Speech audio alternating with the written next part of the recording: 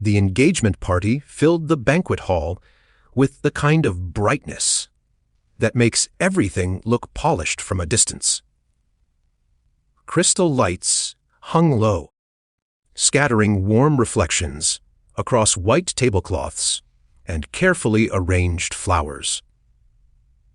People kept describing the evening as elegant, tasteful, successful. Words that sounded less like compliments and more like a checklist my family had finally completed.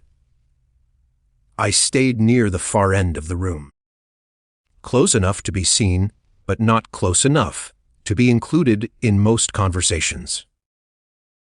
It wasn't intentional anymore. I had simply learned the geometry of gatherings like this. Where to stand, so no one felt obligated to accommodate me. How to smile just enough to appear content. How to keep my hands busy with a glass or a fork so no one noticed I rarely spoke. My sister moved easily through clusters of guests, her laughter rising above the soft music. She had always belonged in rooms like this. Or maybe she had just learned earlier how to perform belonging.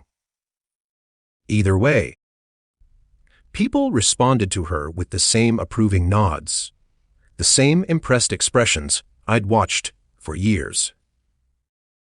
Dad stood when it was time for the toast. He didn't need the microphone. His voice carried with confident familiarity, shaped by decades of being listened to. To our successful daughter. He began, lifting his glass toward my sister. Or pride and joy. Applause followed instantly, warm and unanimous. My sister pressed her fingers to her lips, smiling in that composed way she'd perfected, grateful but never surprised by admiration. Then Dad's eyes shifted. "And you," he said, looking directly at me. A faint smirk tugged at his mouth, subtle enough that some might have missed it. Still in love with that poor farmer. A few guests chuckled softly, unsure whether they were permitted to laugh. Others pretended sudden interest in their plates. I kept eating. It wasn't dramatic restraint. It was muscle memory. If you don't react, the moment ends faster. If you don't show hurt, people assume there isn't any. Silence had always been my most reliable form of damage control. But silence has weight. I felt it pressing into my chest as if the air had thickened. I focused on the neat arrangement of food on my plate. Carrots glazed to a shine. Meat sliced precisely. Garnish placed for appearance rather than taste. I counted my breaths and waited for the room to move on. Chairs shifted. Glasses clinked again. Conversations restarted in cautious fragments. Then, beside me, Daniel placed his napkin on the table. The movement was small, but deliberate. He stood slowly, not scraping his chair, not drawing attention through noise. Just rising with a calm steadiness that made people notice anyway. His expression wasn't angry. It wasn't embarrassed. If anything, he looked like someone preparing to correct a minor misunderstanding. I felt my stomach tighten. Daniel rarely spoke at family events. Not because he was shy, but because he understood these rooms weren't built for him. He respected my choice to maintain peace, even when it cost us both something unspoken.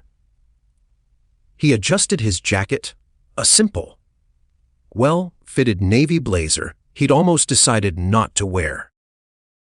Before he could say anything, my sister's future father, in-law, turned fully toward him. The man had spent most of the evening surrounded by business partners and distant relatives. carrying the relaxed authority of someone accustomed to being deferred to. His eyes narrowed slightly, then widened with sudden recognition. "Wait," he said, pointing lightly. "That's you?" The question cut cleanly through nearby conversations. Daniel paused. "I'm sorry." "You're Daniel Reyes?" the older man asked, stepping closer. His voice shifted, losing its casual tone. "From Greenvale Agricultural Systems." A few guests leaned in. Others fell quiet without meaning to. Daniel nodded once. "Yes, sir." The reaction was immediate and visible. The older man's posture straightened. He extended his hand with unmistakable respect. "I've been hoping to meet you. Your irrigation infrastructure project, our firm reviewed it last quarter. Remarkable work. Truly forward thinking." The word remarkable seemed to echo. A subtle ripple passed through the room as people recalibrated. Phones lowered. Smiles adjusted. The atmosphere didn't explode into noise. It compressed into attentive stillness. Dad's hand remained frozen around his glass. Daniel shook the man's hand politely. "Thank you. It was a team effort." Still, the older man continued. "The sustainability model you proposed is exactly where modern agriculture needs to go." Agriculture. The same word that had sounded like a punchline minutes earlier now carried professional weight. I felt dozens of glances shift toward me, not curious, not mocking. Assessing. Dad cleared his throat. "You didn't mention." Daniel didn't look at him. It rarely comes up. He sat down smoothly, as if nothing unusual had occurred. And that was it. No speech. No confrontation. No correction offered directly to the insult that still lingered in the air. But the hierarchy had changed. Not loudly, structurally. Conversations resumed, yet something fundamental had tilted. People who'd laughed earlier now spoke to Daniel with careful interest. A few asked polite questions about his work. Others nodded with measured respect. Dad remained quieter than I'd seen him in years. No apology came. Just restraint. A new, cautious politeness, shaped by awareness rather than understanding. I should have felt victorious. Instead, a complicated heaviness settled in. Validation had arrived, but it came wearing someone else's approval. A respected man's recognition had accomplished what my own voice never attempted.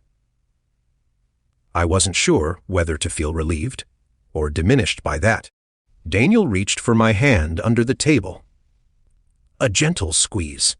Grounding, not possessive. "You okay?" he asked softly. I nodded, though the answer wasn't simple. The rest of the evening passed in careful normalcy. My sister returned to being the center of attention. Music swelled. Laughter rebuilt itself in safer directions. But I felt slightly removed from it all, as if watching through glass. On the drive home, city lights streaked across the windshield in long, blurred lines. Neither of us turned on the radio. I didn't stand up to prove anything. Daniel said eventually. "I just didn't want them reducing your life to a joke." "I know," I replied. And I did. Yet part of me kept circling an uncomfortable truth. Respect that depends on status feels different from respect given freely. One is offered to your title. The other to your existence. Tonight had given me the first kind. I was still learning how to live, without begging for the second. When we reached home, I didn't rush inside. The quiet of the driveway felt honest, after the polished noise of the banquet hall. Dad would probably never revisit the comment. In his mind, the evening had simply corrected a misunderstanding. Balance restored. No harm done. But something had shifted for me. Not dramatic confidence. Not rebellion. Just a steadier posture inside my own skin. I couldn't force people to value what they didn't understand. But I no longer felt the same urgency to shrink for their comfort. We walked inside together, the house dark and still. No celebration, no triumphant speeches. Just the quiet recognition that dignity, once felt clearly, is difficult to surrender again.